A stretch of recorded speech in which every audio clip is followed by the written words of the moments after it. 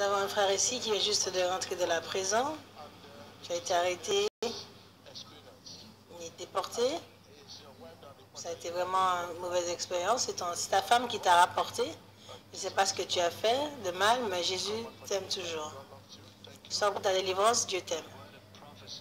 La parole de prophétie de la bouche du prophète Yeshua a localisé cet homme alors qu'il se rapproche de l'autel. Homme de Dieu, je suis celui dont tu as prophétisé. Tu es en prison au Botswana. Ma femme m'a porté. Après m'avoir détenu en prison, j'ai été déporté il y a 2 jours.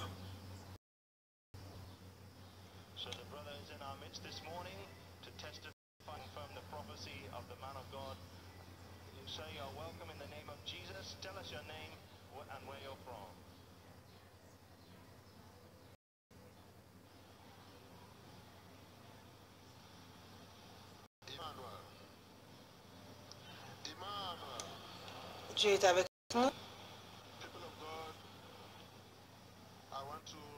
Peuple de Dieu, je suis ici pour confirmer la prophétie que l'homme de Dieu a donnée la semaine dernière. Dites-nous votre nom. Je m'appelle Bemini Johnson, je suis du Nigeria, mais je réside au Botswana.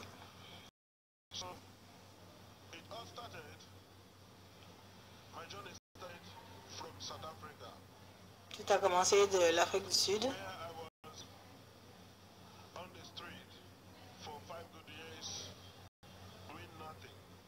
J'étais dans la rue pendant 4 ans, ne faisant rien, avant que je n'arrive en Afrique du Sud.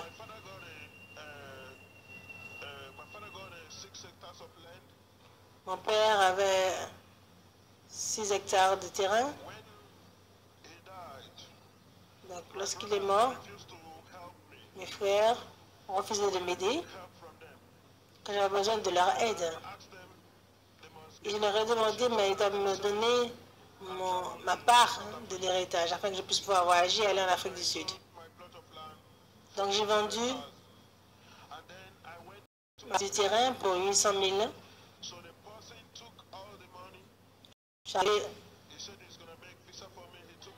En fait, j'ai perdu tout l'argent. J'ai eu de l'argent pour faire le visa pour moi.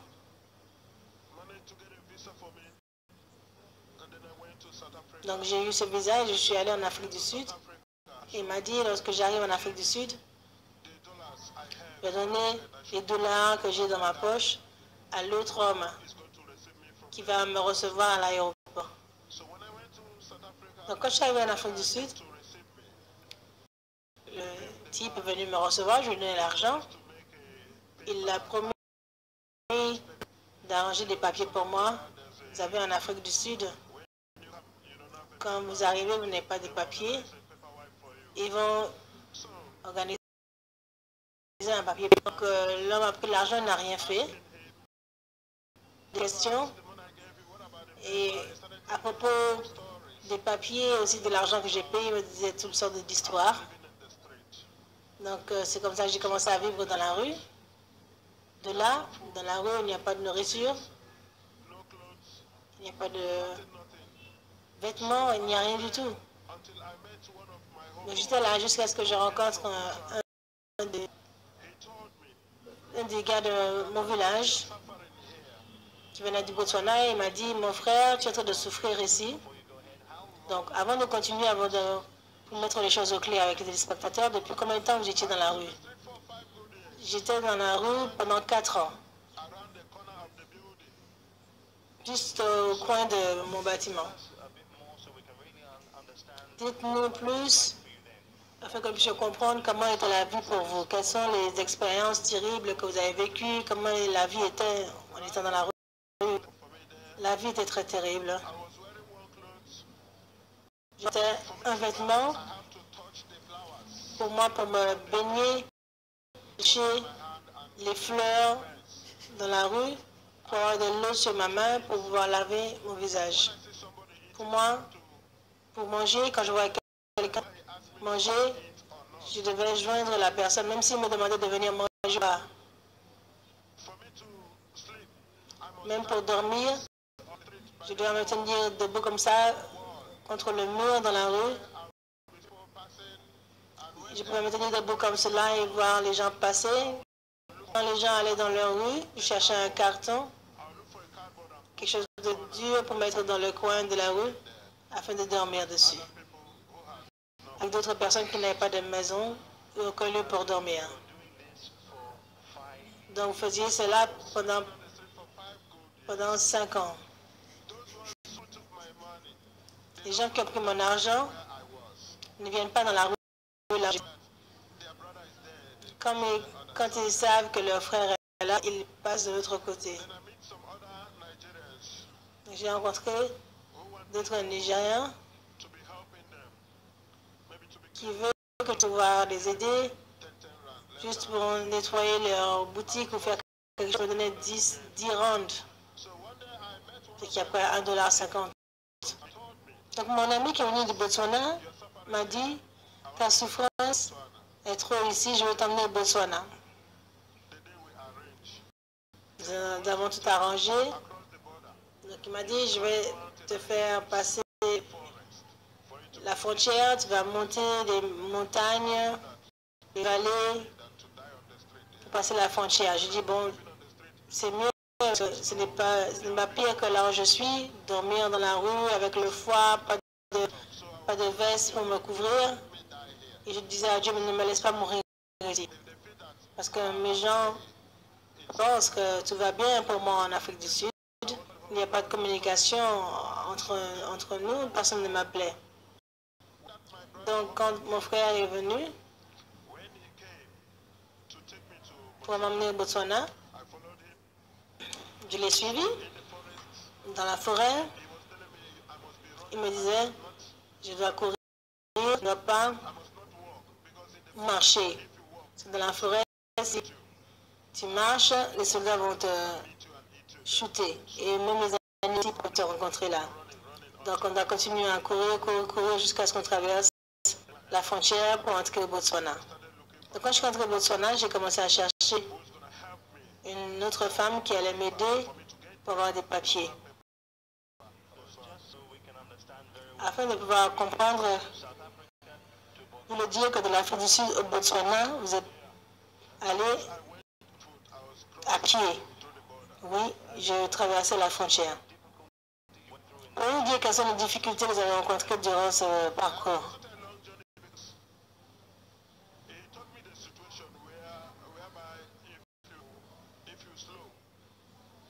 Il m'a dit que si je suis lent dans cette situation, les soldats peuvent me tuer, même les serpents, les lions, etc. peuvent venir m'attaquer, donc je devais courir dans cette forêt jusqu'à ce que je me retrouve là où les taxis peuvent me récupérer. Une femme, son nom c'est Kende. Je suis tombé amoureux d'elle. Je voulais avoir des papiers. Je n'avais pas de papiers pour rester au Botswana. Donc je lui ai demandé est-ce qu'elle allait m'aider. Elle m'a dit oui qu'elle allait m'aider. Donc j'ai commencé aussi à la traiter comme une amie.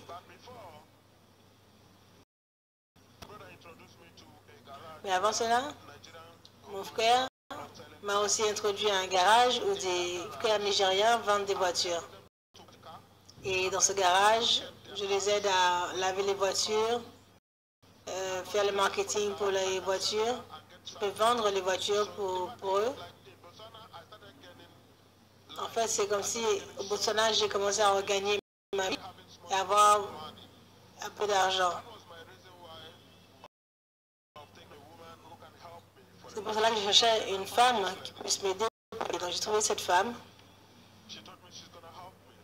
Elle m'a dit qu'elle allait m'aider.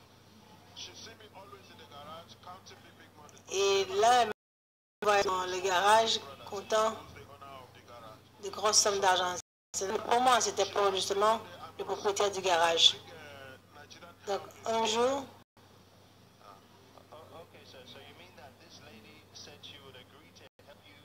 donc cette femme s'est mise d'accord avec vous pour pouvoir vous aider à rester au Botswana. Comment est cela?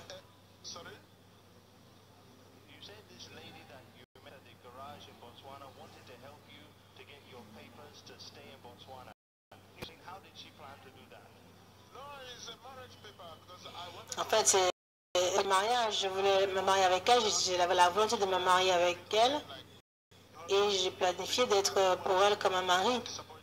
Je ne voulais pas la décevoir. On restait ensemble parce qu'elle m'a demandé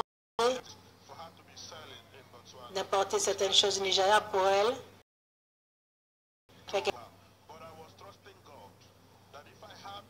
Mais je faisais confiance à Dieu que si j'avais de l'argent, je ferais cela. Mais elle n'a jamais su que je n'avais pas d'argent physique pour faire cela. Donc, elle m'a dit d'exercer un peu de patience, j'allais faire pour elle.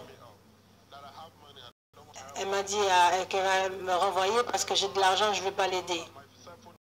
J'ai su qu'elle a donné mon numéro de téléphone à la police parce qu'elle savait déjà que je n'avais pas de papier pour rester au Botswana.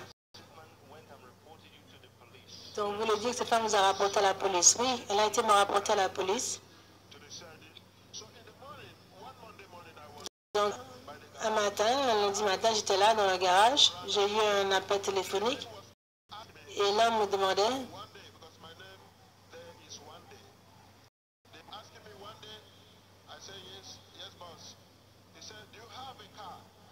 elle m'a demandé, est-ce que tu as une voiture? J'ai dit, oui, j'ai une voiture, mais de combien? J'ai dit, 50 000 pour là. J'ai dit, je suis au garage. Elle dit, d'accord, j'arrive maintenant pour pouvoir acheter la voiture. Là que je l'attendais, avec les autres frères dans le garage, j'ai vu un groupe de policiers qui sont venus avec des fusils, ils m'ont entouré. Ils m'ont dit, si tu bouges, on te tire dessus. Ton passeport, tes papiers. J'ai pas, je dis, les papiers sont dans ma maison. Ils m'ont demandé la clé de ma maison. Ils ont été chercher mon passeport dans la maison. Ils ont trouvé que je n'avais aucun visa pour entrer au Botswana. Ils m'ont arrêté avec certaines des Nigériens. Ils m'ont arrêté avec eux. Ils nous ont mis en prison d'une station de police à une autre station de police. Et à l'intérieur de la station de police, la cellule où ils ont mis, nous prions. C'est juste pour confirmer la prophétie de l'homme de Dieu, qu'il y avait un homme qui est être libéré de la prison, que tu as été rapporté par ta femme et tu as été débrouillé.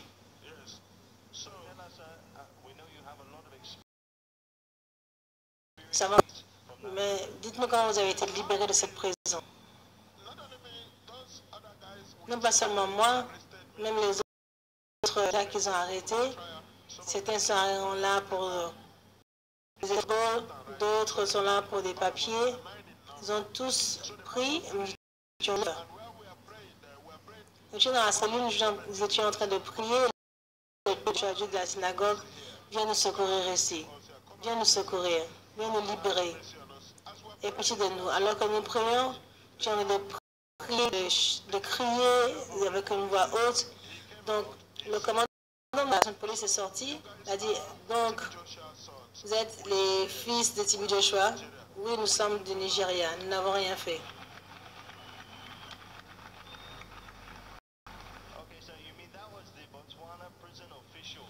Donc, ça veut dire que c'était l'officier de la station de police qui nous a demandé de oui, c'est celui qui était en charge de la police, de la station de police où nous étions, parce qu'on priait en langue anglaise. Il est venu, il a dit, vous êtes donc le fils de Tibi Joshua? Nous avons dit oui, il a dit, ok, désolé, je ne suis pas celui qui vous a mis ici. Je vais dire à mes gens qui vous ont emmené ici de prendre soin de vous et de vous libérer.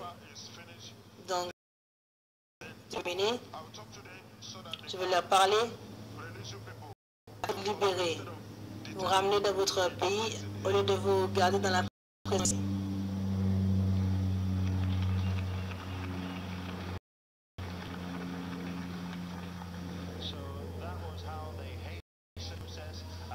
C'est comme cela qu'ils ont hâté le processus et qu'ils ont été libérés de la prison et déportés au Nigeria. Oui.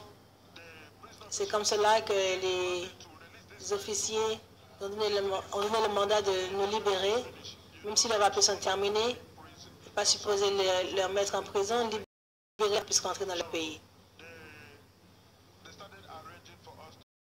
Ça fait les arrangements, payer pour nos billets. Ils ont signé afin que nous puissions rentrer dans notre pays. Même les autres gars qui étaient avec nous, 4 d'entre eux sont toujours là-bas, alors que sont de retour à l'est du pays. Nous remercions Dieu pour votre vie et nous croyons que Dieu Tout-Puissant vous a sauvé de vos erreurs en allant dans un pays étranger, des documents propres. Quel est le message que vous avez à donner aux gens qui vous écoutent? Mon conseil pour les téléspectateurs, pour les gens, les jeunes gens comme moi, jeunes femmes qui veulent travailler, qui veulent voyager à l'extérieur, sans avoir quoi que ce soit faire là-bas, pensez 2 fois. Ce n'est pas facile quand vous voulez entrer dans une terre étrangère, vous n'avez rien à faire là-bas, vous n'avez pas d'argent pour prendre soin de vous-même. Pensez à faire quelque chose de bon dans votre pays, pour voyager à l'étranger et gaspiller votre vie là-bas.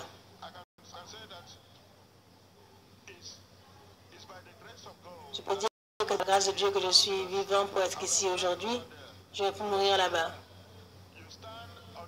Parce que là, vous êtes debout par vous-même.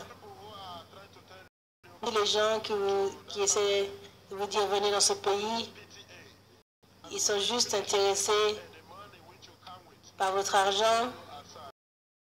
Et votre argent, ils vous jettent dehors. Et vous commencez à souffrir dans les rues, dans toutes sortes de choses. Merci Dieu pour votre vie, téléspectateurs, jeunes.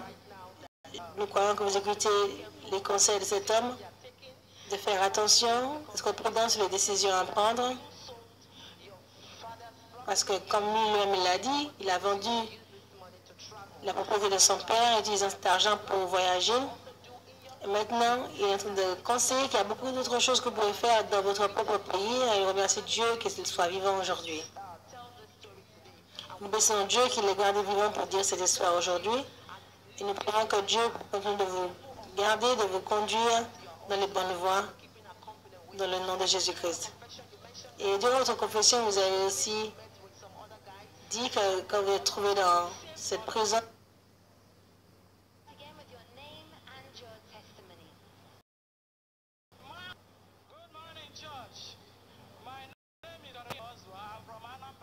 je m'appelle Caroline Oswa, j'étais d'Anambra, mais je réside à Sokoto. Le problème qui m'a emmené à la synagogue Église de toute nation était le problème de difficulté à marcher dû à la spondylose lombaire.